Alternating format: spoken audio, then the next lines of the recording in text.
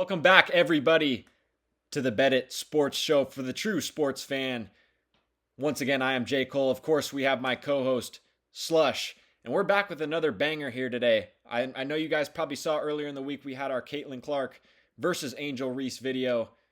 Today we're back with another banger, Slush, and this is all we drop is bangers. And I know you guys probably saw the thumbnail, but every year in the NFL, there's one guy who's really a breakout candidate, and we think we've identified that today. Slush, tell me a little bit about our guy. Yeah, we got Marvin Harrison, the fourth pick of the 2024 NFL Draft, and I don't think it's we think we have our breakout player. We know we have him. I mean, this guy, he's on a young Arizona team. Him and Kyler, they're gonna keep growing their chemistry over the years. Kyler was coming off that injury, so last year was his first full season. So their chemistry is going to keep growing, and this guy's frame and elusiveness, the combination of those two, is just world class athlete, and we expect him to have a big breakout season, which will help Arizona out tremendously this year. 100% Slush. I think this is a dude going into the pre-draft process last year. I saw graphics that were saying this guy has the elusiveness of a guy like Justin Jefferson, the talent, the route running of a Devontae Adams, the size of a Megatron or a Randy Moss. Their comparisons were ridiculous. And not only that, but he already has the Hall of Fame pedigree in his own family. His dad was a Hall of Famer already. So he's grown up with greatness. He's trained with Larry Fitzgerald in the offseason. So there's just a championship pedigree just around this guy. He has the aura of a championship athlete. Not only that, what I want to expand on is a couple points. The frame. I think the frame was already there coming out of college. You could have put this guy in the league his freshman year of college, and he would have been a guy that can get you 1,000 yards on any team.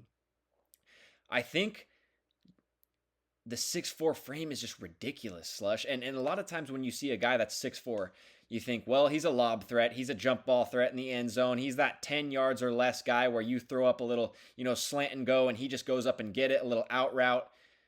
But you can give this guy the ball in space, and he can make something happen. As we're watching these plays, you see not only deep balls, but some slants and some plays to get him out in space. I think this guy's talent is just, there's no ceiling on it, Slush.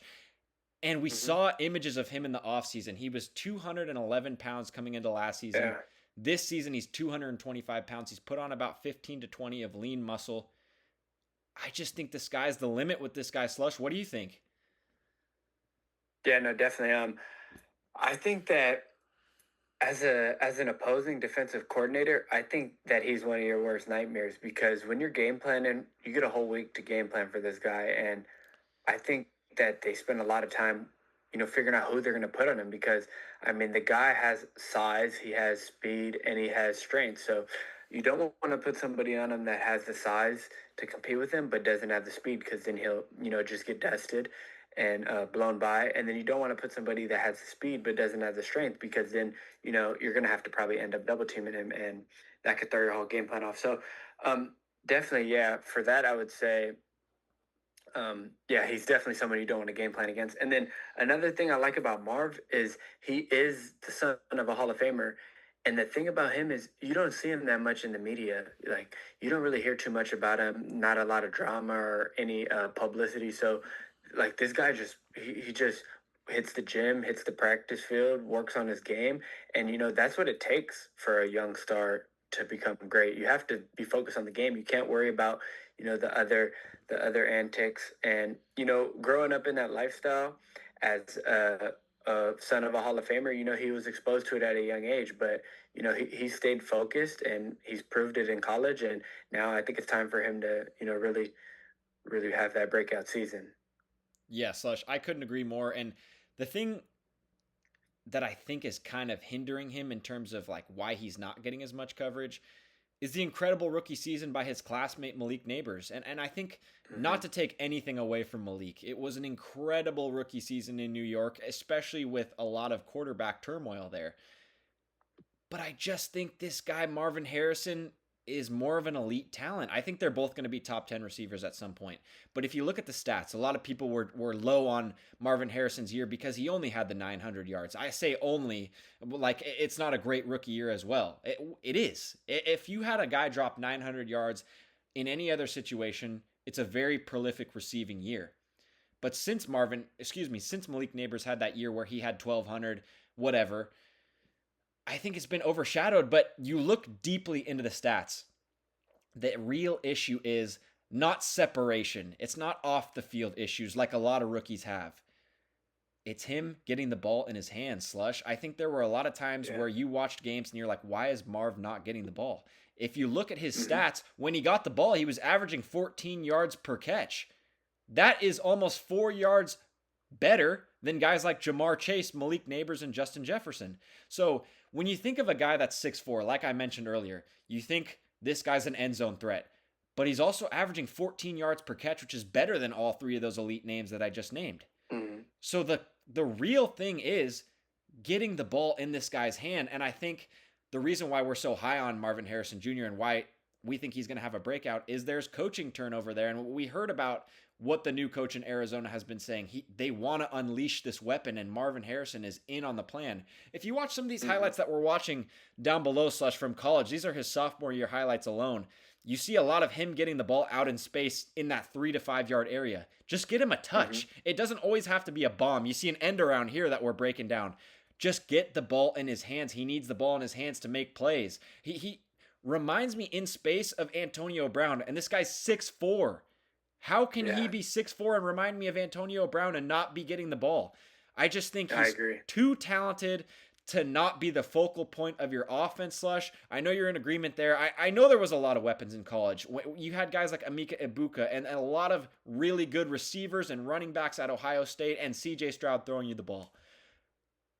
I think this is a guy that can be not only a Hall of Fame type player, but an all-time great. We talked about the championship pedigree. We talked about the build. We talked about the non-issue of off-the-field stuff. He just puts his head down and grinds. And we saw that this offseason. I know he wasn't happy with his rookie year. I know he didn't catch enough balls. He only caught 63 balls. If you look at other guys, you compare him to other stars. Malik Neighbors caught over 100. Jamar Chase caught 123. I know he had 1,700 yards, but you are getting almost double the catches there. Comparatively, if Marvin Harrison had the same amount of volume as those two dudes had, he would have almost 1,500 yards, Slush. And I think, while I don't know if he'll have that amount, I think 1,200 to 1,300 yards is not out of the question. I think this guy should be in your consideration as a top 5 receiver in fantasy. I think the focal point of this offense is going to be Marvin Harrison next year. I think you bring out a guy like Trey McBride, and I think that helps open up Marvin Harrison a little bit more. Slush, I know you're going to talk about Kyler Murray a little bit being a mobile quarterback. I think all signs point to Marvin Harrison taking that next step and being a top 5, maybe even top 3 guy with the likes of a Jamar Chase and a Justin Jefferson. Slush, what do you think? Definitely, yeah. I like that. I like that a lot. The thing with Marvin, it's not a skill issue. It's not a focus issue. It's not any of those. It's a scheme issue. I mean, this guy should be he should be your main target. You should be game planning around him. The combination of Kyler and Marvin, they have the potential to be something very special. They're both very elusive. They both have very, very good skill sets. And, I think that I have a crazy stat. So Marvin Harrison, he wasn't in the top 30 for targets per game. And this is Marvin Harrison. So, I mean, I think they're doing him a disservice.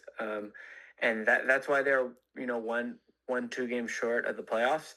And, if they're able to clean that up, fix their schemes, target him, feature him in offense a lot more, then I think that could push Arizona over the hump and they could, end up getting a playoff spot this year. I couldn't agree more, Slush. Even if you set that tone early, it's almost like a boxer or an MMA fighter going to the body earlier, kicking the legs early, just to put that thought in their mind. But for a defensive coordinator, it's like if Marv's only touching the ball 4 or 5 times like he did in his rookie year, why would I double? It doesn't open up the offense as much. But if you get Marv 2 or 3 early touches where he, is getting a 5-yard gain or an 8-yard gain or a 13-yard gain, that puts it in the head of a defensive coordinator. I need to scheme around this guy in the second half. And that opens up your running lanes for a Kyler Murray and Trey McBride and that kind of thing. Slush, I just think the scheme needs to be better, like we talked about. It's something that Arizona's offense is so unlocked by a guy like Marvin Harrison Jr. because he's such a unique talent. And people are so quick to forget that they were talking about this guy like he was going to be Calvin Johnson in his first year, and that's just not how it works in the NFL. When you come in, you're not going to be the focal point of the offense 99 times out of 100, and I think he took his offseason really seriously. We saw that in his new physique coming back. He doesn't make any headlines in the news, which is a positive thing. I think this guy has to be your main focal point of the offense, and I think he is. Slush, I'm going to go out on a limb here. You read that crazy stat. He was not even top 30 in the league in targets, but he was 13th in the league in touchdowns. So you get this guy a top 20 target share. I think he has 13 to 15 touchdowns and 1,400 yards. And I think the sky, like I said, is truly the limit. I think he can be in that upper echelon of receiver. Marvin Harrison is truly the NFL secret weapon. And I think this time next year, it won't be a secret anymore, Slush. I think he'll be trending towards Offensive Player of the Year. Yeah, I couldn't agree more. I mean, all the things we mentioned, work ethic, frame, all of that good stuff. I think that, this guy's really primed for a breakout year. And if you guys, for those that play fantasy football, he might be someone that's going to win your league. If you could sneak him maybe in the second round or something in a maybe 8-man league or 8-man or 10-man league, he could definitely win your league. He's going to have an insane year. 100% Slush. We're in agreement there. That's our BetIt pick to click. I mean, we want to be interactive with our fans and with our viewers. We don't even call it fans. It's just the boys. It's the boys, honestly. We want to have conversation with you guys. Drop your pick to click down below. We're not here, fiending for likes, fiending for subscribers. That's going to come in time. That's great. We want to hear your guys' opinions. We want to hear who you guys pick to click and who you guys pick to have a breakout year. And we're going to start to trend towards that. We're starting to trend towards our 10, 15-minute videos so you guys have an easier watch. But we also are going to start a call-in show so you guys can talk ball with us. We're going to be talking NBA, NFL, MLB, even some hockey or tennis. If you guys have some sports that you love, we'll read up on it and we'll talk about it. Even if it's cricket, underwater basket weaving, Slush, we don't care. We want to talk ball with our boys. Yeah. We want to have that. Our slogan is for the real sports fan, but it also is where the barbershop meets the analyst table. And that's what we want to fuse right there, Slush. So we're going to start that call-in show. We're going to have another banger for you this week. The NBA versus gambling. You're going to want to tune in for that. We had that banger that we dropped earlier in the week, Caitlin Clark versus Angel Reese. And today we are giving you the NFL's secret weapon, Marvin Harrison Jr., Slush. That's all I got to say. Let's do it. Yeah, I mean, couldn't have said it any better. We're just vibing, man. We love ball. We love sharing the knowledge with the boys. And we want to be that podcast where, 10, 15 minutes, you could just, you're at the gym. You just throw it on, listen to some ball knowledge. And, you're able to respond, too. We're open to all 100%. Feedback and any questions or any video topics. We're very open-minded over here. So appreciate you guys for tuning in. 100%. Interact with us. That's all we ask. We want to hear you guys' feedback, positive or negative. We want to hear what you guys want to see. We want to hear your guys' takes on the video that we're watching. If you guys have a certain thought about Marvin Harrison Jr. or even another player in the league, tell us down below. We will respond, whether it's on social media, it's on this platform, YouTube, whether we're on our call-in show. Just talk to us, man. We want to bring sports fans together. Like we said, where the barbershop meets the analyst table. We're never taking things too serious. We are BetIt, and Slush, we're out. Bet it out.